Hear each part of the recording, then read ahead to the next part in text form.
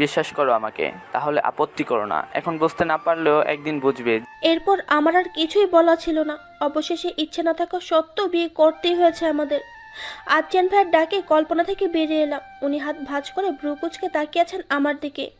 বিরক্ত মিশ্রিত কণ্ঠে বললেন, আমি তোমাকে পড়তে দিয়ে গিয়েছিলাম আর তুমি বসে বসে ভাবনায় হারিয়ে যাচ্ছ। কে বলেছে ভাবছিলাম? হ্যাঁ, পড়ছিলাম তো। উনি ভ্রুকুচকে বললেন, আচ্ছা, তাহলে হয়ে গেছে নিশ্চয়ই।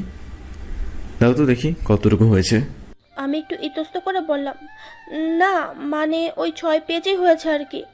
উনি বেডে বসে বললেন, তাহলে আর কি, সারা রাত বসে বসে কমপ্লিট করো। তার আগে কিন্তু ঘুম নেই। অ্যান্ড ইয়েস, কোনো এক্সকিউজ নয়। হ্যাঁ, আমি এবার একটু অসহায় ফেস করে বললাম, এমন করছেন কেন? বিলিভ মি, আমি সত্যিই মন দিয়ে পড়েছি। প্রথম দিনে এই সুইট লিটল ভোলাবালি বাচ্চাটাকে এতটা টর্চার করবেন না প্লিজ প্লিজ প্লিজ। প্রমিস করছি, কাল থেকে যা বলবেন তাই করব, একটুও নড়চড় হবে না। একটুও না? আমি মেকি হেসে একটু তুতলিয়ে বললাম, ওই একটুখানি হবে, বেশি না। উনি কিছুক্ষণ ভ্রুকুচকে তাকিয়ে রইলেন আমার দিকে, তারপর একটা ছোট্ট শ্বাস ফেলে বিড়বিড় করে বললেন, ড্রামা বাজ একটা। চুপচাপ ঘুমিয়ে পড়ো, সকালে উঠে অন্তত 2 ঘন্টা পরে তারপর কোচিংয়ে যাবে। আমি চোখ বড় বড় করে তাকিয়ে আছি। এত সকালে কে উঠবে? আচ্ছা, উনি কি এভাবে আমার উপর প্রতিশোধ নিচ্ছেন? বিয়ে করেছি বলে? বেটা খবিস, টর্চারের আর কোনো ওয়ে পেলে না, পড়া দিয়েই করতে হবে। উনি আমার মাথায় একটা গাঁটটা মেরে বললেন, কি হলো, শুয়ে পড়তে বললাম না? আমি মুখ ফুলিয়ে শুয়ে পড়লাম। উনি খাবারটা খেয়ে লাইট অফ করে অপর পাশে শুয়ে পড়লেন। বলল যে মাঝখানে সে ইন্ডিয়া পাকিস্তানের বর্ডার আজও বিদ্যমান। বেটা কুলবালিশের বাচ্চা, নিজে একটা বিয়ে করে হাজবেন্ডকে নিয়ে সুখে থাক না। আমার আর আমার বরের মাঝখানে কাবাবে হাড্ডি হয়ে কেন আছিস? এখন এই কুলবালিশটাকে দেখলেই কেমন সতীন সতীন ফিলিংস আসে, ইচ্ছে করে চিরে কুটি কুটি করে দেই। আর আমার বর মহাশয়, বেটা বজ্জাতের হাড্ডি, ঢং করে কুলবালিশ দেওয়া হচ্ছে না, যত সব ন্যাকামো। কোথায় হাজবেন্ডরা বউয়ের কাছে আসার বাহানা খোঁজে, আরে ভুল করেও যেন আমার কাছে না আসতে হয় সেটাই ভাবে, যেন আমাকে ছুলেই ওনার ভার্জিনিটি শেষ হয়ে যাবে। অদ্ভুত। আমার তো এখন খবিসটাকে নিয়ে যথেষ্ট ডাউট হচ্ছে, কোনো ডিফেক্ট নেই তো? ধুর, কি আবোল তাবোল ভাবছি। হঠাৎ উনি বলে, মনে মনে আমার গোষ্ঠীর পিণ্ডি না চুপকে ঘুমিয়ে যাও। যাও। আমি একটু চমকে উঠলাম। সামনাসামনি কিছু বলার সাহস তো পাই না, মনে মনে বকে যে গায়ে জ্বালা মেটাবো খবিসটার জন্য সেটাও করতে পারি না। রিডিকিউলাস। সকালে কারো অনেক কর্কশ ডাকে চোখ খুলে তাকালাম। সকাল সকাল আমার ঘুমটা ভাঙিয়ে দিল। ওফ, ডিসগাস্টিং। আস্তে আস্তে চোখ খুলে তাকিয়ে দেখি উনি বিরক্ত নিয়ে তাকিয়ে আছেন আমার দিকে। আমি একটা হাই তুলে উঠে বসে বললাম, কি হয়েছে? উনি প্রচন্ড বিরক্তি নিয়ে কি হয়েছে? হ্যাঁ, আধ ঘন্টা ধরে ডাকছি তোমাকে, উঠে যে পড়তে বসতে হবে ভুলে গেছো? আমি বিরক্ত হয়ে তাকালাম ওনার দিকে। এই লোকটা ইহকাল আমাকে শান্তি দেবে না, সেটা আমি শিওর। আরে ভাই, হাজবেন্ডের মতো থাক না। টিচার হতে কে বলেছে? হাজবেন্ডটা যা করে তার কিছুই তো করছেই না, উল্টো আমার পড়া নিয়ে পড়েছে। ধ্যাত, ভাল লাগে না। উনি আমার সামনে তুড়ি বাজিয়ে বললেন, এই যে মহা গবেষক, এত গবেষণা বাদ দিয়ে যান, ফ্রেশ হয়ে আসুন। আমি ওনার দিকে একদম বিরক্তি নিয়ে তাকিয়ে তারপর ফ্রেশ হতে চলে গেলাম। ফ্রেশ হয়ে বের হয়ে দেখি উনি দুটো কফির মগ হাতে নিয়ে রুমে ঢুকলেন। আমার দিকে তাকিয়ে বললেন, ব্যালকনিতে এসো। আমি একটু অবাক হলেও কিছু বললাম না। হাত মুখ মুছে ওনার পেছন পেছন বেলকনিতে চলে গেলাম। উনি আমার দিকে কফির মগটা এগিয়ে দিলেন। আমিও চুপচাপ সেটা হাতে নিয়ে নিলাম। উনি কফির মগে একটা চুমুক দিয়ে বললেন, না, আমি নিজে বানিয়েছি, খেয়ে দেখো তো কেমন হয়েছে। আমি এবার চরম অবাক দৃষ্টিতে তাকালাম ওনার দিকে। উনি কফি করেছেন, তাও আমার জন্য। আমাকে তাকিয়ে থাকতে দেখে উনি ভ্রু কুচকে ফেললেন। ভ্রুজোড়া কুচকে রেখেই বললেন, আমার দিকে না তাকিয়ে থেকে কফিটা খাও।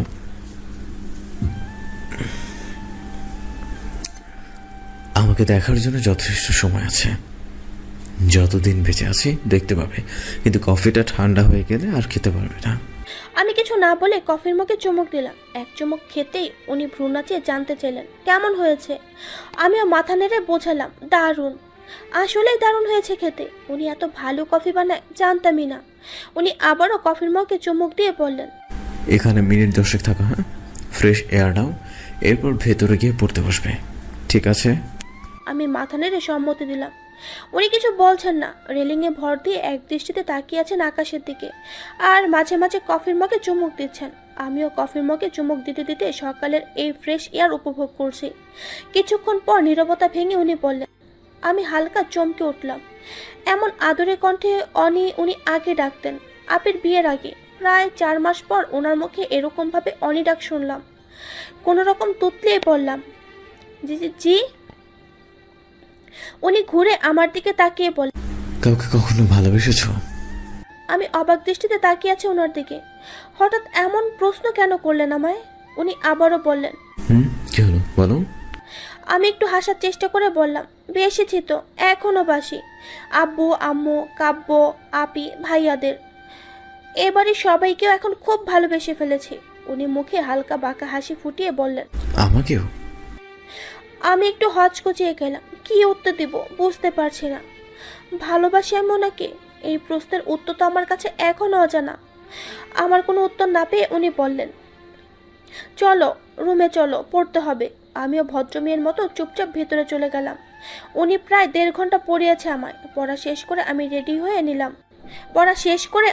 হয়ে নিলাম। উনিও আমার সাথেই রেডি হয়ে নিচে নামলেন। এখন উনি সবার সাথে এক টেবিলেই খান, কিন্তু আজ যেন কোনো রিয়্যাক্ট করলেন না।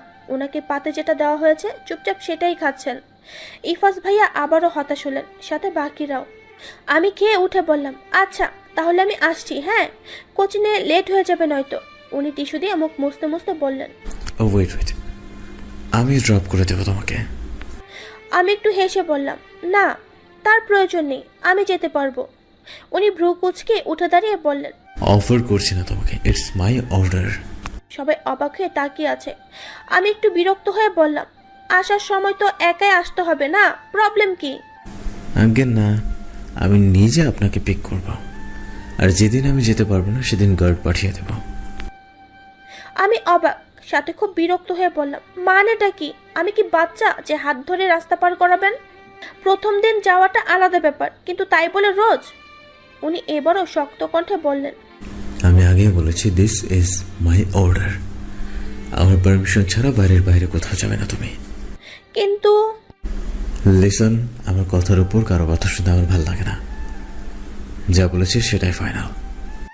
সবার দিকে তাকিয়ে দেখলাম ওনারা মাথা নিচু করে খাচ্ছে আর মিটমিটিয়ে হাসছেন। আর্জেনের দিকে তাকাতেই উনি বললেন, চলো। আমি ওনার পেছন পেছন গেলাম। কোচিং সেন্টারে পৌঁছে উনি আমাকে ভেতরে নিয়ে গেলেন। উনি যেতেই একজন লোক এসে বললেন, আরে মিস্টার রেডি এখানে? বলে আর্জেনের সাথে হ্যান্ডশেক করলেন। আর্জেন কিছু বলবেন তার আগে লোকটি বললেন, তা হঠাৎ স্যার, কোনো কাজ ছিল নাকি? উনি আমার দিকে এক পলক তাকিয়ে বললেন, হ্যাঁ, আসলে ওকে ভর্তি করেছে এখানে, মেডিকেলের জন্য কোচিং করবে, তাই পৌঁছে দিয়ে গেলাম। আচ্ছা, কে হয় উনি আপনার? উনি খুব স্বাভাবিকভাবেই বললেন, ও হচ্ছে আমার ওয়াইফ। আমি অবাক হয়ে ওনার দিকে তাকালাম। উনি সবার সাথে পরিচয় করিয়ে দিয়ে তারপর ক্লাসে পাঠিয়ে দিয়ে নিজেও চলে গেলেন। আমি ভাবছিলাম, যে লোকটা বাসরত বলেছিল আমায় বউ বলে মানে না, অথচ আজ সবার সামনে কত সহজ সাবলীল ভাবেই আমাকে নিজের স্ত্রী হিসেবে পরিচয় দিয়ে দিল। বিকেলে আপির রুমে আপির কোলে মাথা রেখে শুয়ে আছি। আপি আমার মাথায় বিলি কাটতে কাটতে বলল, আদ্রিয়ান কি এখনো তোর সাথে খারাপ ব্যবহার করে? ভালোবেসেছে? আমি ভ্রু কুচকে তাকালাম আপির দিকে, তারপর বললাম, কি বলছো? এত তাড়াতাড়ি ভালোবাসা হয় নাকি? যতটুকু করেছে দায়িত্ববোধ থেকে করেছেন। আপি আবার মাথায় হাত বোলাতে বোলাতে বললেন, দেখ, কোচিংয়ে ভর্তি করা, পড়তে বলা, এই পর্যন্ত দায়িত্ববোধ থেকে করে মেনে নিলাম, কিন্তু নিজের বসিয়ে এত যত্ন করে পড়ানো, নিজের হাতে কফি করে খাওয়ানো, মাত্র 20 মিনিটের রাস্তাটাও একা ছাড়তে না চাওয়া, এগুলো কি শুধুই দায়িত্ব? আমি নিজেও একটু ভাবনায় পড়লাম, কিন্তু তবুও নিজেকে সামলে বললাম, হ্যাঁ, তাছাড়া আর কি। আপি আমার মাথায় একটা চাটা মেরে বলল, গাধি একটা। বলে মাথায় আবার বিলি কাটতে শুরু করলো। আমি আপির কথা এসে উড়িয়ে দিলেও প্রশ্নগুলো আমার মনেও যে উঠছে না তা কিন্তু নয়। সত্যি কি এগুলো শুধু দায়িত্ববোধ নাকি অন্য কিছু?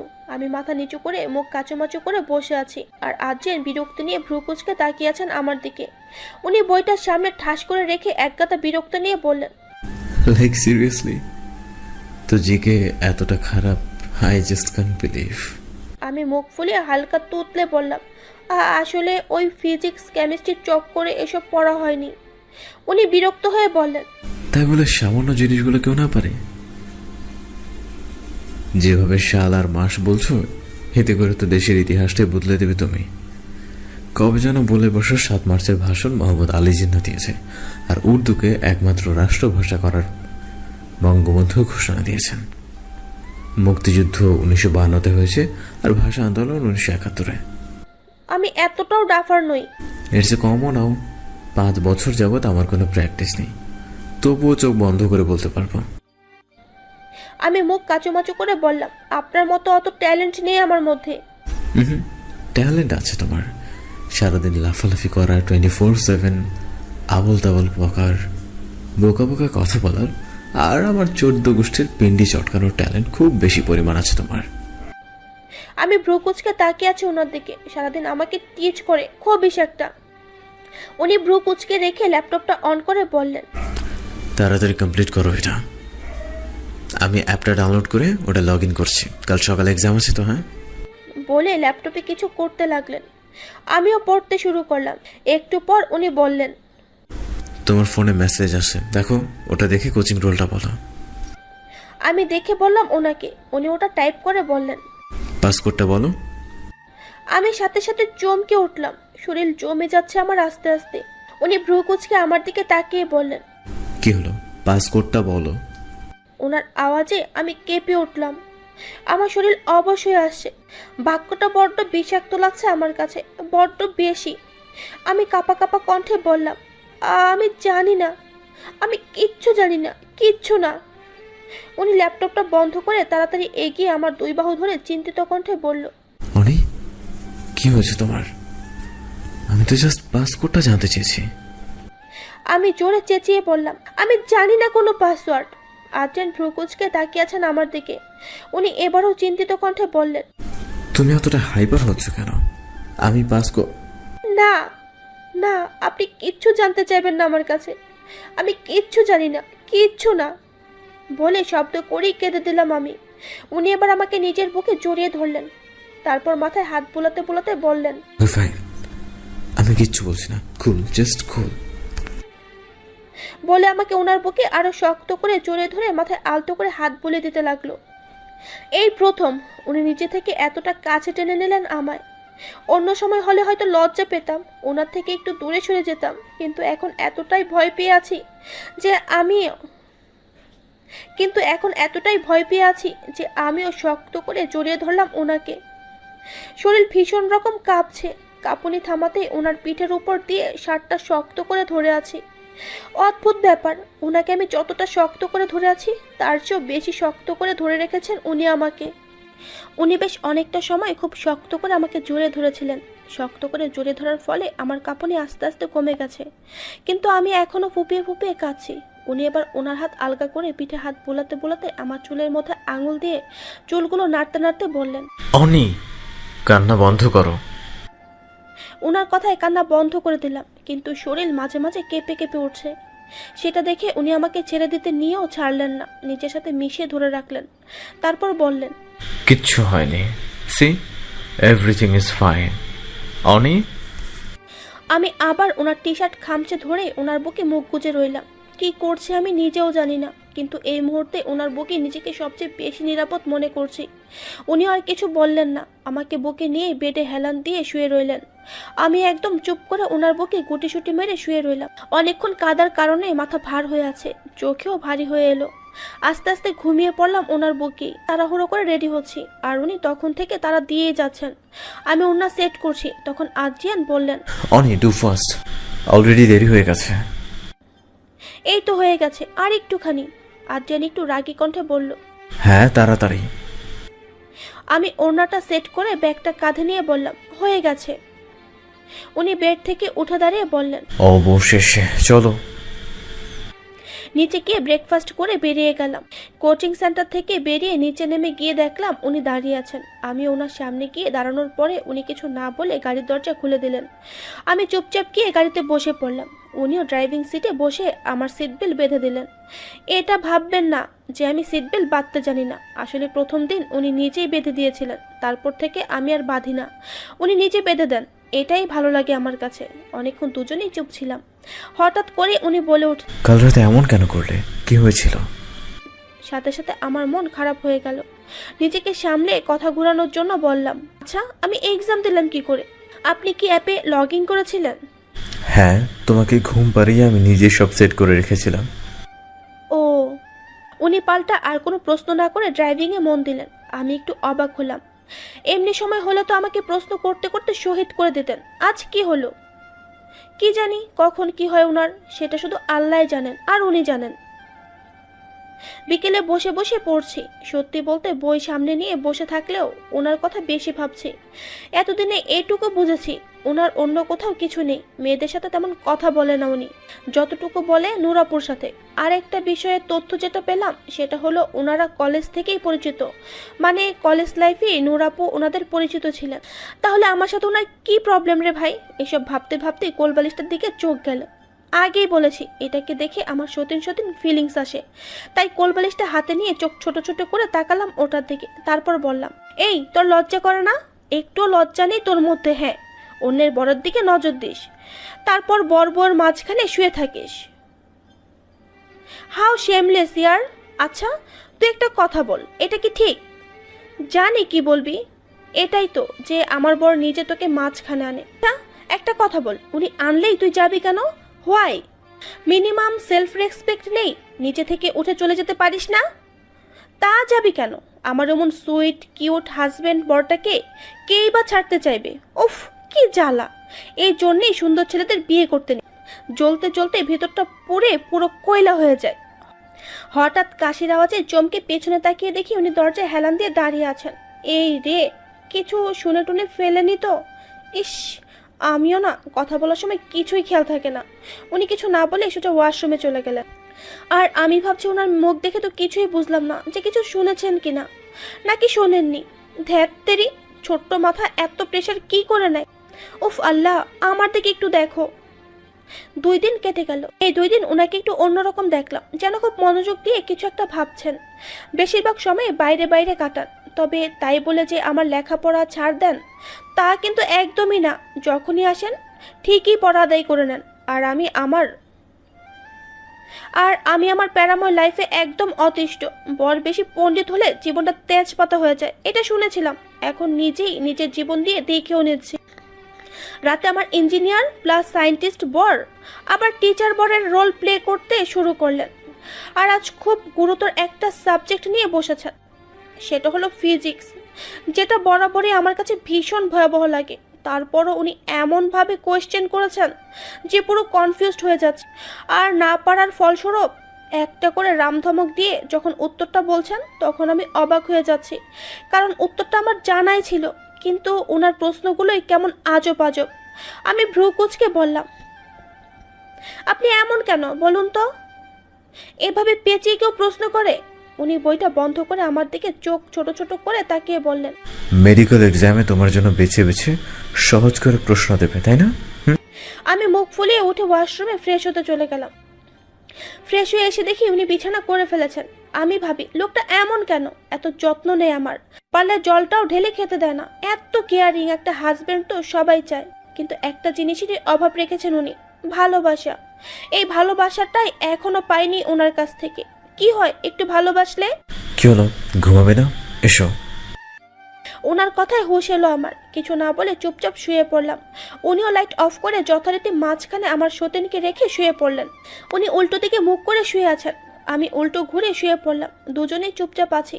অনেকটা সময় কেটে গেল। উনি ঘুমিয়েছেন কিনা জানি না, কিন্তু আমার চোখে ঘুম নেই। হঠাৎ উনি বলে উঠলেন, জেগে আছো? আমি একটু চমকে গেলাম। ওনার দিকে ঘুরে ইতস্ত করে বললাম, জি জি জি জেগে আছি। উনিও আমার দিকে ঘুরে বললেন, আচ্ছা, তোমার কি মনে হয় তোমার সাথে অন্যায় হয়েছে? আমাকে বিয়ে করে ভুল করেছো তুমি?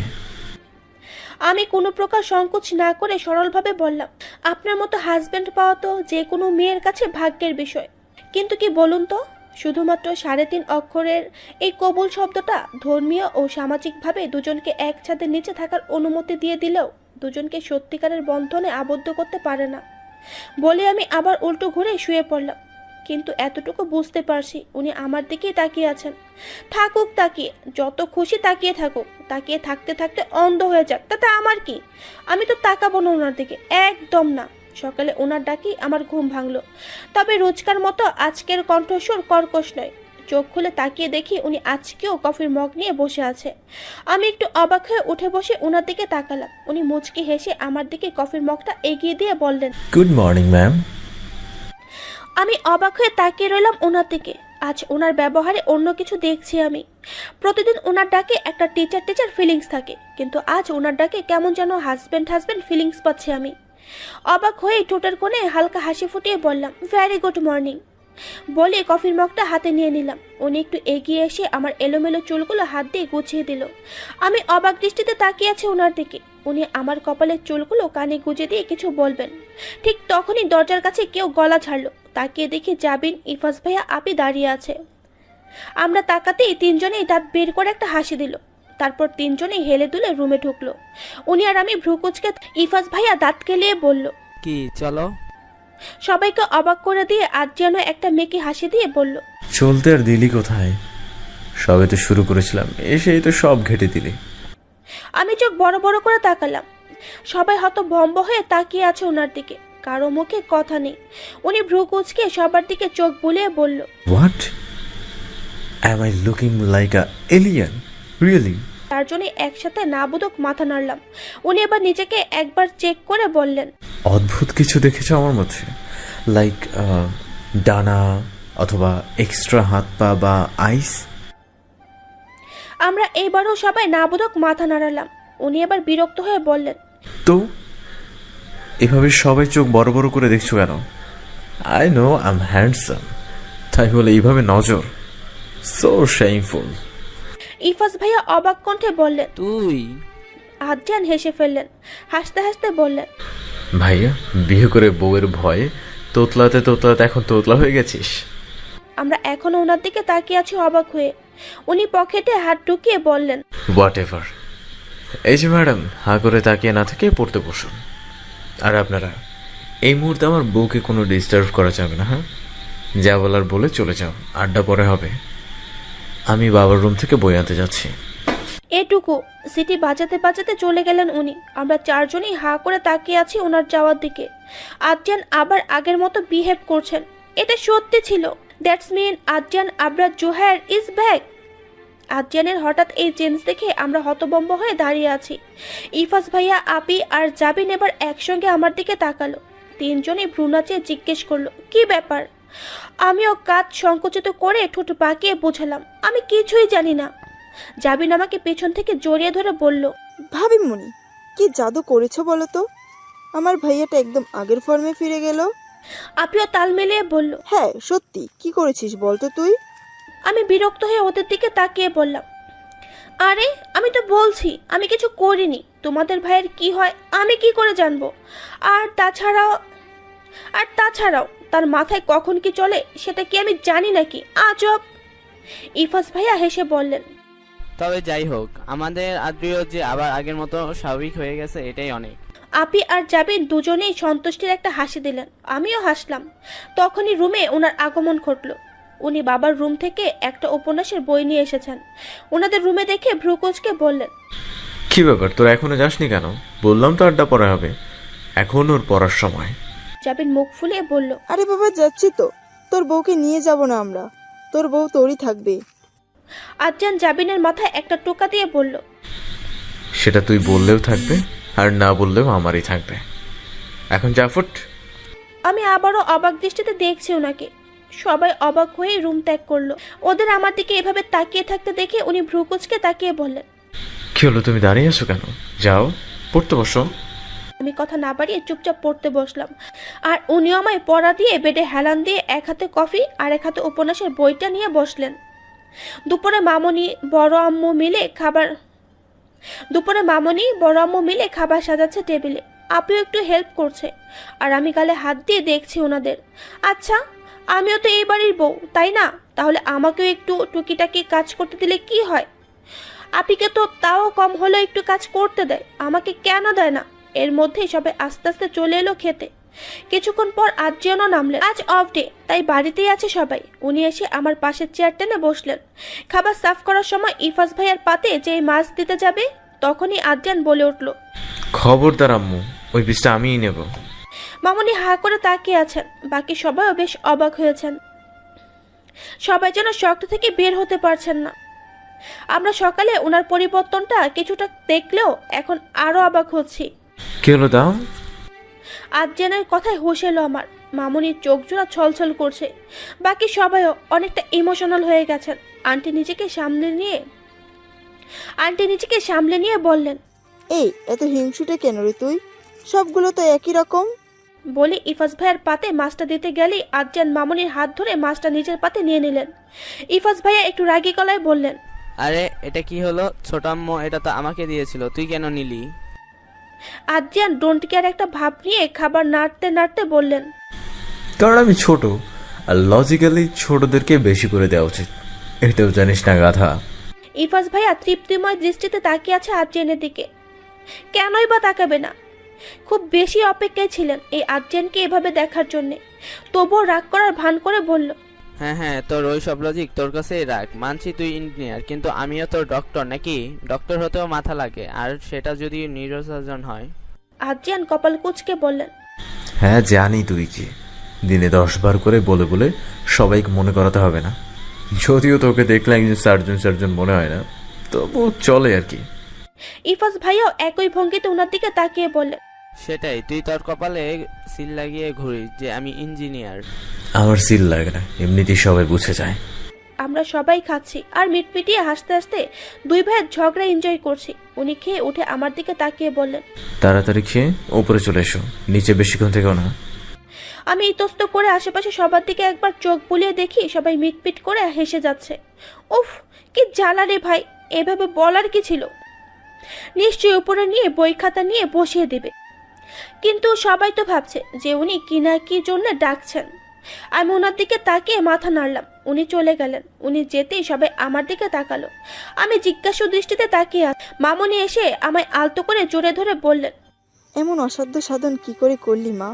বড় আম্মুও বললেন, হ্যাঁ, এই 4 মাসে যেটা হয়নি সেটা আজ হলো। আমি বেশ অনেকটা অবাক হয়ে বললাম, কিন্তু আমি তো। আমার কথা শেষ হওয়ার আগেই বাবা বললেন, আমি জানতাম যদি কেউ পারে তাহলে একমাত্র ওই পারবে। দেখলে মিলে গেল তো এবার কথা। সবাই আমার প্রশংসায় একেবারে পঞ্চমুখ হয়ে যাচ্ছে আর আমি অবাক দৃষ্টিতে তাকিয়ে আছি ওনাদের দিকে। আমাকে কিছু বলার সুযোগই দিচ্ছে না কেউ। কিন্তু আমি তো কিছুই করিনি। ওনাদের ওই হাফ পাগল ছেলে কিভাবে কখন কি করে সেটা বোঝার ক্ষমতা আমার এই ছোট্ট মাথাটার নেই। কিছু না করেই সব ক্রেডিট পেয়ে গেলাম। এভাবে যদি কিছু না পড়েই মেডিকেলের চান্সটাও হয়ে যেত কত ভালো হতো, তাই না? কিন্তু সকাল থেকে ওনার ব্যবহার অদ্ভুত কিছু লক্ষ্য করছি। আচ্ছা, উনি কি আমাকে নিজের ওয়াইফ হিসেবে মেনে নিতে শুরু করে দিয়েছেন?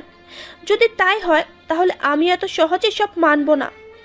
বিয়ের রাতে তো খুব করে বলেছিল তোমাকে কোনোদিনই বউ হিসেবে মানতে পারবো না। এখন দেখি এত ভাব কোথায় যায়। রাতে আমাকে গত লেকচারের পড়াটা কমপ্লিট করিয়ে দিয়ে উনি বললেন, আজকেটা ভালো ছিল। জুওলজিতে যতটা কনসেন্ট্রেট করো জিকে, অর্গানিক কেমিস্ট্রি আর ফিজিক্সে এর অর্ধেক করলে আমার আর টেনশন থাকতো না। আমি একটু বিরক্তি প্রকাশ করে বললাম, ধুর, আমার এইগুলো ভাল লাগে না। ফিজিক্স যেমন তেমন, কিন্তু জিকে আর অর্গানিক কেমিস্ট্রি নাম শুনলেই মাথা ব্যথা শুরু হয়ে যায়। উনি আবার বেশ রেগে ধমকে বললেন, মাথায় একটা থাপ্পড় মারলেই ব্যথা ট্যাথা পালিয়ে যাবে। এই দুটোই মেডিকেল অ্যাডমিশনের জন্য কত ইম্পর্টেন্ট জানো? আর যাই হোক, চান্স তো পেতে হবে, তাই না? আমি ভ্রু কুঁচকে বললাম, যদি না পাই? উনি শক্ত কণ্ঠে বললেন, ঘর থেকে বের করে দেবো তাহলে। আমি মুখ ফুলিয়ে তাকিয়ে রইলাম ওনার দিকে। উনি কিছুক্ষণ আমার দিকে তাকিয়ে থেকে হেসে দিলেন। তারপর বইগুলো গুছিয়ে টেবিলে রেখে একটা হেয়ার ব্যান্ড এনে আমার দিকে সামনে বসে বললেন, ঘোরো। আমি জিজ্ঞাসু দৃষ্টিতে তাকিয়ে আছে ওনার দিকে। উনি নিজে ধরে আমায় ঘুরিয়ে বসিয়ে হাত দিয়ে খোলা চুলগুলো সব এক জায়গায় এনে বেঁধে দিলেন। আমি একটু অবাক হলাম ঠিকই, কিন্তু কিছুই বললাম না। উনি বালিশ ঠিক করে বললেন, আরে বাবা শুয়ে পড়ো, সকালে কোচিংয়ে যেতে হবে তো। আমিও চুপচাপ শুয়ে পড়লাম। তাকে চরম অবাক করে দিয়ে উনি আজ আর আমার সতীনকে মাঝখানে না রেখে শুয়ে পড়লেন উনি, এবং আমার অনেকটা কাছে এসেই শুয়েছেন। আমি অবাক হয়ে তাকালাম ওনার দিকে। তবে কি সত্যি আমাকে উনি নিজের ওয়াইফ হিসেবে মেনে নিচ্ছেন? কিন্তু আমি তো এত সহজে ছাড় দেব না। অনেক কষ্ট দিয়েছে আমাকে, অনেক জ্বালিয়েছে। এবার আমার পালা। আমি কোলবালিশটা আবার আমাদের মাঝখানে এনে রাখলাম। উনি ভ্রু কুঁচকে তাকালেন আমার দিকে। আমি এমন ভাব করলাম যেন কিছুই হয়নি। এবার দেখো কেমন লাগে। উনি কিছুক্ষণ তাকিয়ে থেকে কোলবালিশটা সরিয়ে দিলেন। আমি আবারও কোলবালিশটা মাঝখানে এনে রাখলাম। সবে তো শুরু খবিশরাম, তোমাকে অনেক টাইট দেওয়া বাকি। উনি এবার কোলবালিশটা নিয়ে ছুঁড়ে ফ্লোরে ফেলে দিলেন। আমি চমকে গেলাম। উনি আমার হাত ধরে একটানে নিজের কাছে নিয়ে আমার দুই হাত বালিশে চেপে ধরে শক্ত চোখে তাকিয়ে আছেন আমার দিকে। আমি একটা শুকনো ঢোক গেল। ওনাকে রাগাতে চেয়েছিলাম ঠিকই, কিন্তু এতটা রেগে যাবেন ভাবিনি। আল্লাহ রক্ষা করো। আদ্রিয়ান একেবারে খুব বেশি কাছে চলে এসেছে। আমার হাত দুটো বেশ জোরে চেপে ধরে রেখেছে। আমি ভীত চোখে তাকিয়ে আছি ওনার দিকে। উনি তাতে দাঁত চেপে বললেন,